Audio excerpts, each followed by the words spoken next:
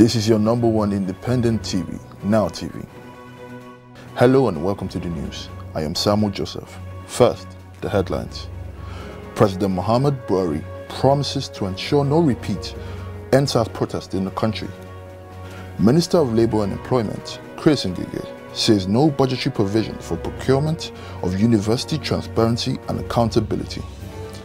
Ethiopia's government forces march on the capital amid Tigray crisis.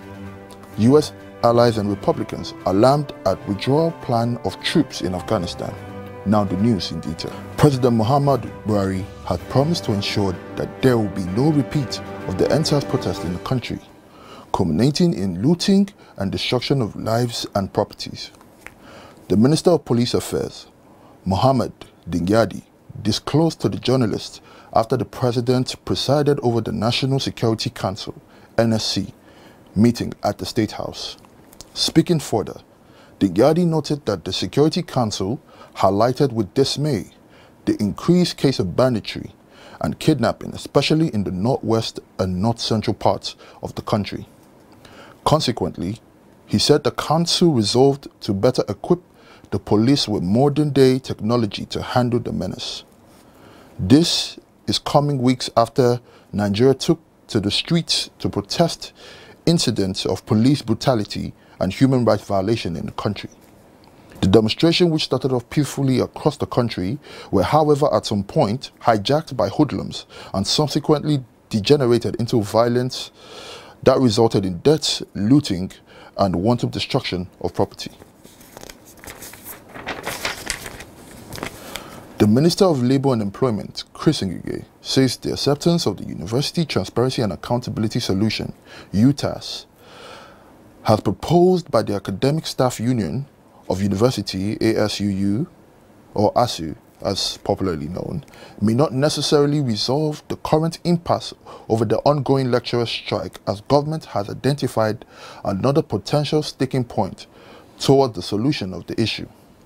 The minister said that in a chat with the State House correspondents, that even if government accepts the payment mode for lecturers who have rejected being placed or integrated payroll and personal information system, the IPPIS, ASU has no money to procure the necessary hardware for its implementation.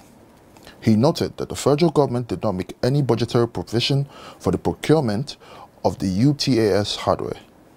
Ngige, however, said government had already forwarded the UTAS software to the Nigerian Information Technology Development Agency, NITDA, or NITDA, for integrity test, saying that the government would not want to discourage any Nigerian from providing homegrown solution to issues. The Supreme Court has dismissed the appeal filed by Advanced Nigerian Democratic Party, ANDP, challenging the decision of the lower court which upheld the election of Doye Diri as governor of Bayelsa State. In an unanimous decision delivered by a 7-man panel led by Justice Silva Ngwota, the court held that for ANDP to have presented an underage, which to the court described as a child, for the election does not comply with the provision for the constitution of nomination of candidates. Other appeals filed by Owe Wunwe of Alliance for Democracy, Vijay Opwama of Liberation Movement, and Ebezimo Diriyahu of Accord Party were also dismissed after application for withdrawals was made by the appellants. Zamfara State Governor Bello Mohammed has reassured workers that this administration will do what is in their best interest. He says the idea is to put smiles on their faces and to motivate them to work for maximum productivity to boost the state's internally generated revenue, IGR. The governor gave the reassurance while receiving a report from the 30,000 Minimum Wage Committee chaired by Ambassador Bashir Yaguda. The governor gave the reassurance while receiving a report from the 30,000 Minimum Wage Committee chaired by Ambassador Bashir Yaguda. The People's Democratic Party, PDP, makes a U-turn as it now confirms that the governor of Ebonyi State, Dave Umahi, left the opposition party for personal reasons, which Nigerians will come to know at the fullness of time. The National Publicity Secretary at the party, Kola Ologbadiyan, in a statement shortly after briefing the media earlier, that the party is yet to receive such news from the Ebonyi governor, commends Umahi for service rendered to the people of Ebonyi State as the state chairman of the Ebonyi PDP from 2003 to 2007, and the deputy governor of Ebonyi State from 2007 to 2015, as well as his 2 tenures as the governor of Ebonyi from 2015 till date. Ologbadiyan noted that the National Working Committee, NWC, of the PDP rose from a crucial meeting and announced the dissolution of the ward, local government and state executive committees of the Ebonyi State chapter of the party forthwith. The party spokesman says NWC also dissolved the Southeast Zonal Caretakers Committee of the party, as the decisions are pursuant to the powers conferred on the committee by the party's constitution. You're still on Now TV. Still to come, Ethiopia's government forces march on capital amidst Tigray's crisis. US allies and Republicans alarmed at withdrawal plan of troops in Afghanistan. Please stay with us.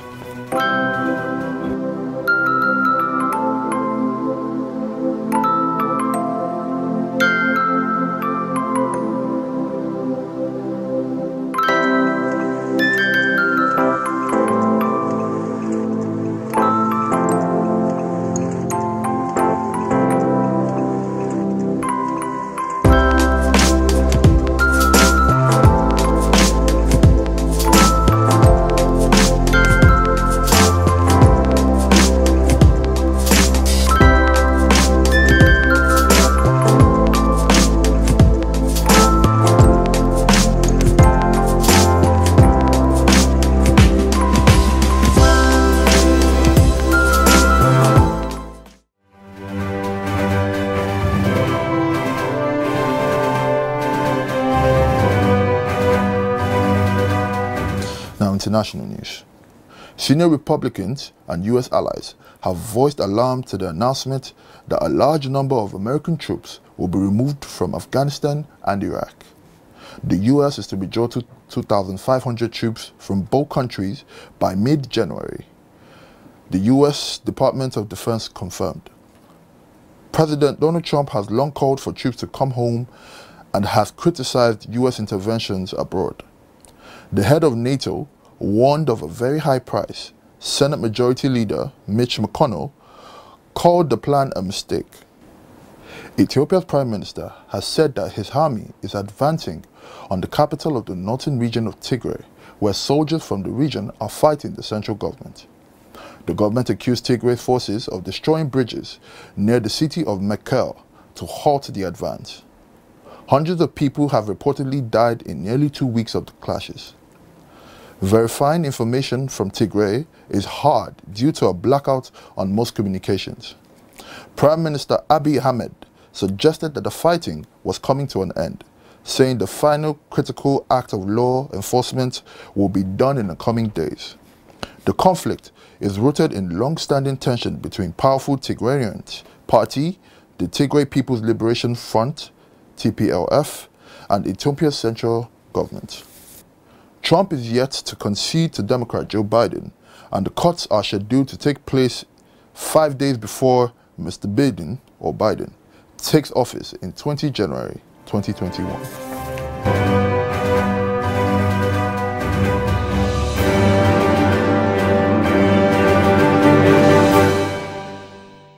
Welcome to Business News. My name is Aisha Tahir. Nigeria signed a memorandum of understanding with Gambia to avail the foreign national Nigeria vast knowledge, experience, and technical expertise on the implement of the Treasury Single Account.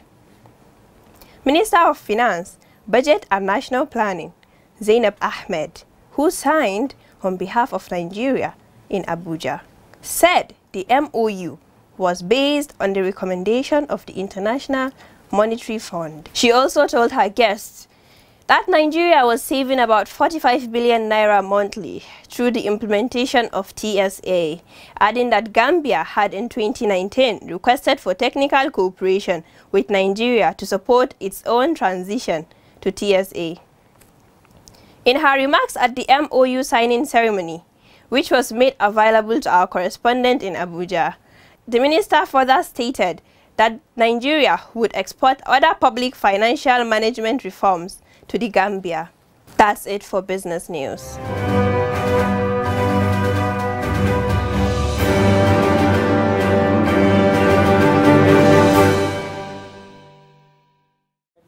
For weather updates, clear skies and sunny hours will prevail in Abuja with haziness imminent in Lafia, Sokoto, Yola and Bauchi. Temperatures ranging from 31 to 34 degrees Celsius is expected over most cities up north. Residents in Enugu, Lagos and Ibadan should anticipate few cloudiness and sunny afternoon. In Benin, Port Harcourt and other cities down south, cloudy hours and maximum daytime temperatures of 33 degrees should prevail. I am Hajar Yusuf Bashar.